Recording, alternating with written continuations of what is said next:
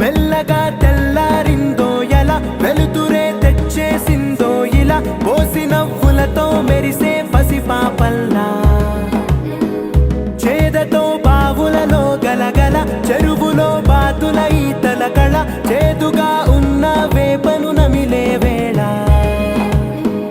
చుట్ట పొగ మంచుల్లో, చుట్టాల పిలుపుల్లో, మాటలే కలిపేస్తూ మనసారా మమతల్ని పండించి